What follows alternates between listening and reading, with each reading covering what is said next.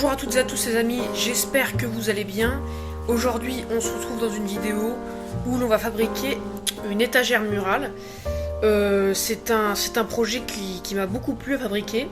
C'est une ancienne vidéo, c'est comme l'échiquier. C'est des vidéos que j'ai tournées il y a plus d'un an. C'est la dernière ou l'avant-dernière vidéo que j'ai tournée il y a longtemps. Là, ça faisait un moment que j'ai pas tourné de vidéo, j'ai repris récemment. Donc vous verrez les vidéos qui vont sortir, mon atelier a changé, j'ai un nouvel établi. En attendant, j'espère que vous allez quand même apprécier cette vidéo. Moi je vous souhaite un très bon visionnage.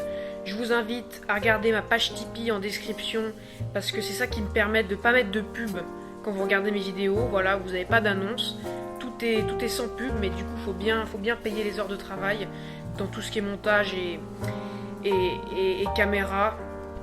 N'hésitez pas à aller voir mon compte Instagram et ma page Facebook. Et je vais bientôt mettre un site en ligne pour vendre mes créations. Voilà, moi je vous souhaite une très bonne journée. J'ai fait de nombreux dessins pour voir lequel me convenait le mieux. Finalement, j'ai opté pour celui-ci. Alors ne prenez pas compte des unités, c'est en décimètres. Pour ce qui est du débit, j'avais deux options.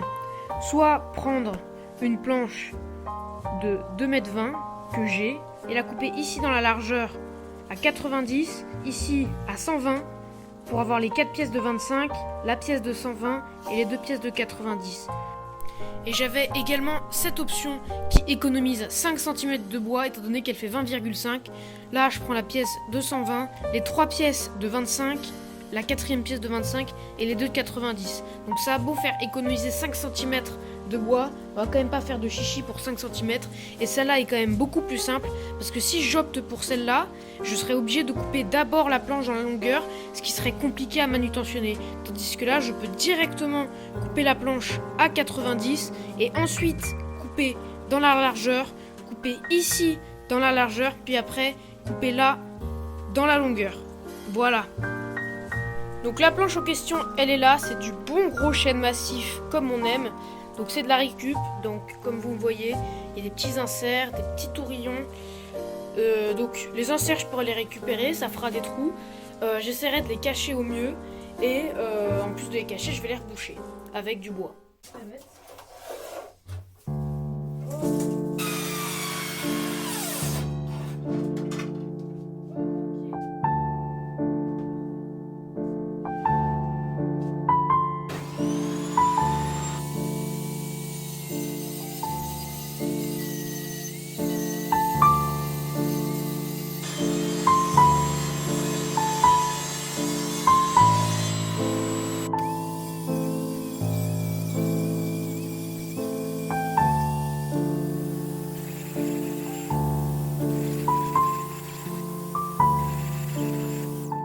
Désormais, je vais découper au code final les bouts de bois.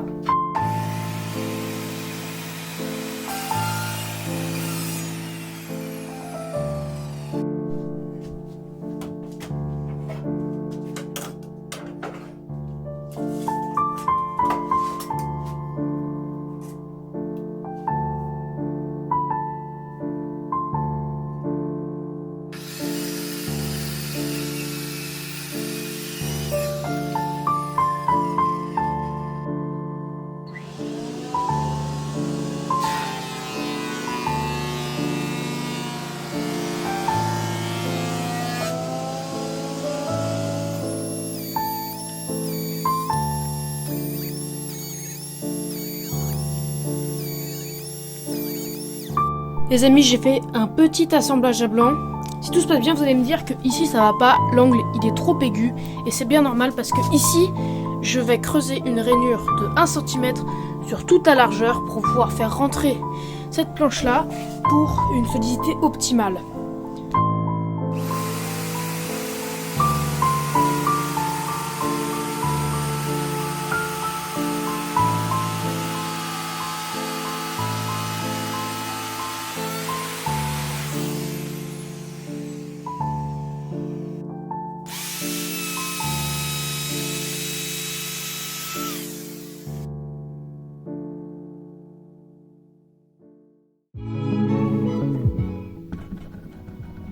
Une nichetouille de colle.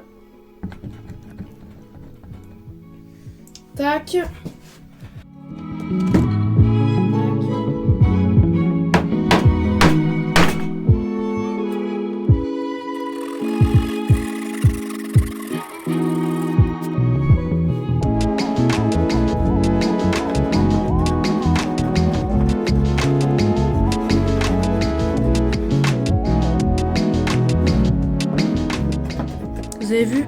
se fond dans la masse. Pour ce qui est de la finition, je vais partir sur une céruse blanche, tout simplement parce que je trouve ça très joli. Ça a un effet un peu purificateur. Aujourd'hui, les gens ils recherchent souvent des finitions très claires parce qu'ils veulent des teintes plus claires que le bois déjà, ce qui est impossible. Mais il y a une technique pour détourner ça, c'est de faire de la céruse blanche, ce qui donne un effet blanchi, un effet beaucoup plus clair, beaucoup plus pur, et c'est un effet que j'adore vraiment. Donc la première étape pour ça, c'est de venir creuser le veinage de bois avec une brosse métallique, avec des fils de fer relativement épais.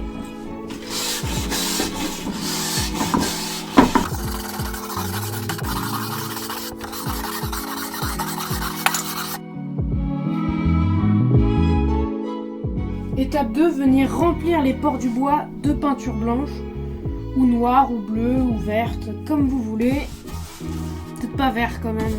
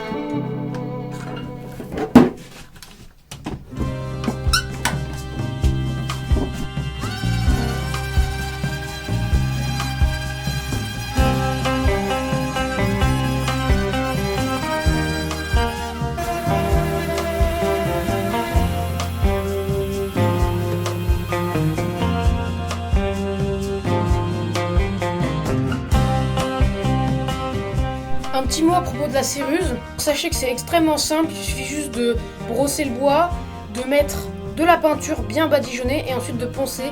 Mais l'étape du ponçage est de loin la plus difficile parce qu'il faut regarder à chaque fois ce que l'on fait pour être sûr de pas trop poncer à certains endroits et de ne pas assez poncer à d'autres endroits pour que tout soit bien uniforme.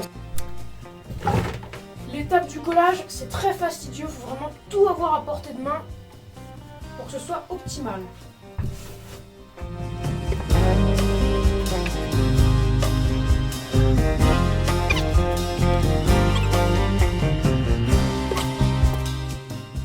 Bon, 4 heures plus tard, il est temps d'enlever les serre-joints.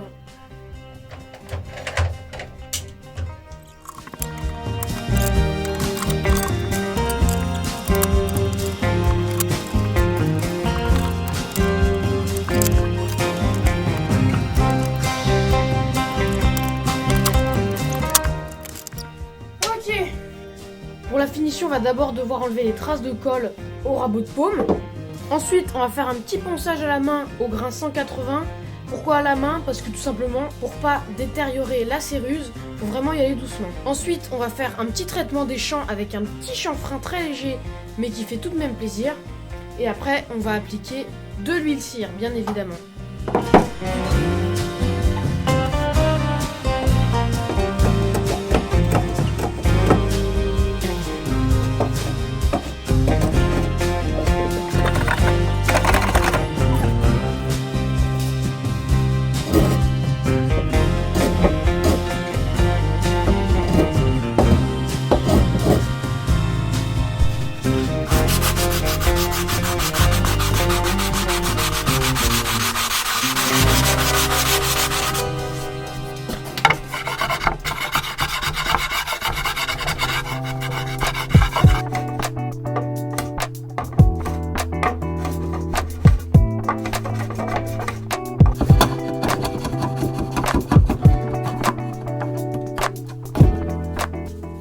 Pour pallier au problème de jointure, je passais un petit quart de rond au rabot de paume.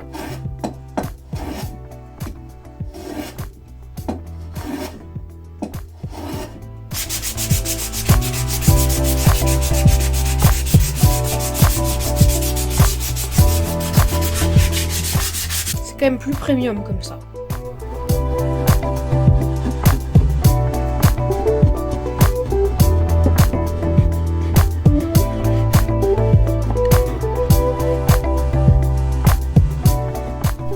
j'ai découvert une petite astuce pour corriger des petites jointures comme ça là. Alors tout d'abord, ce que je fais, c'est que je ponce dans le sens des fibres.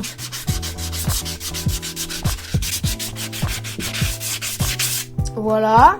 Là, la jointure est gorgée de poussière de bois. Et ce que je fais, c'est que je frotte avec un peu de cire d'abeille, histoire de reboucher la jointure. La fente va se gorger de cire. Tac, on reponce.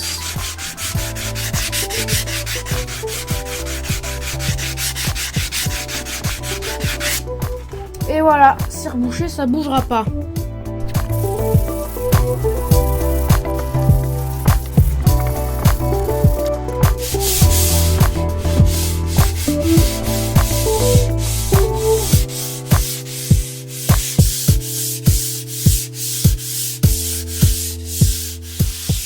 Donc comme c'est un bois de récup, il y avait quelques petits trous dus à des clous. Donc du coup j'ai mis un peu de cire d'abeille et vous voyez c'est quasiment invisible. C'est vraiment bien cette matière.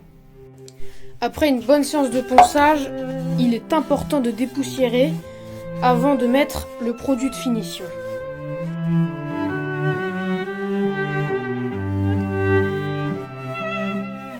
Alors vraiment un conseil, investissez vraiment dans le papier abrasif parce que déjà ce sera tout aussi cher vu que ça vous durera beaucoup plus longtemps et en plus le travail est vraiment agréable.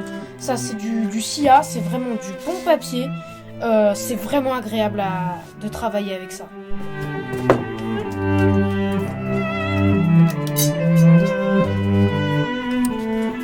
Hop là.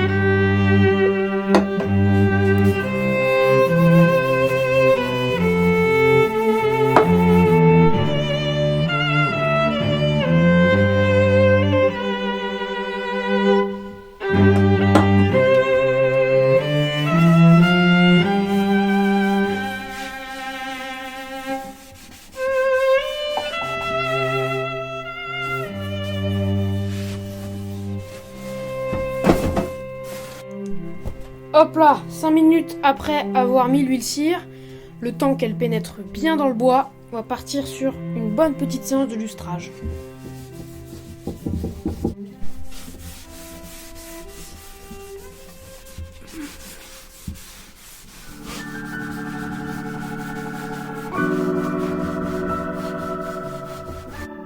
Regardez-moi ces magnifiques rayons médulaires, c'est juste éblouissant avec l'huile cire en plus, regardez, ça brille, c'est vraiment joli. Voilà, le meuble est ciré, c'est juste éblouissant, je trouve ça vraiment beau, vraiment premium. Pour la fixation, je vais tester une fixation invisible avec des fraises hantées à la défonceuse, sauf que le meuble est vraiment trop beau, j'avais pas envie de prendre de risque, du coup j'ai opté pour des petites équerres. Ça se verra pas vu que ce sera assez haut.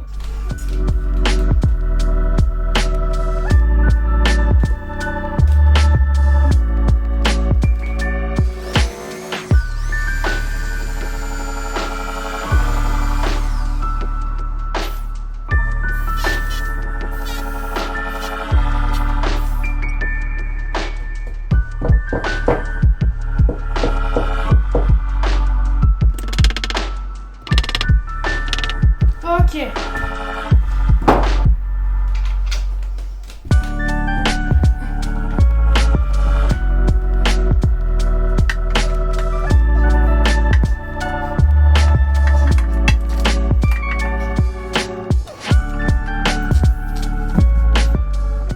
Les amis, j'ai fait une bêtise dans la conception.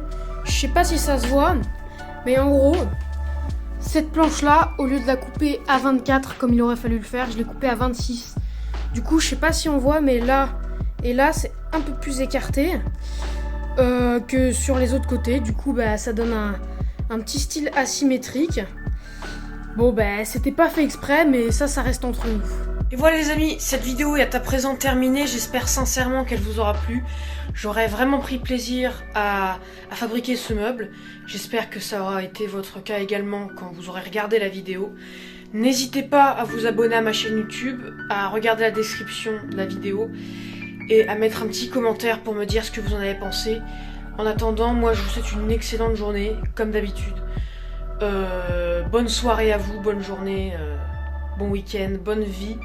Voilà.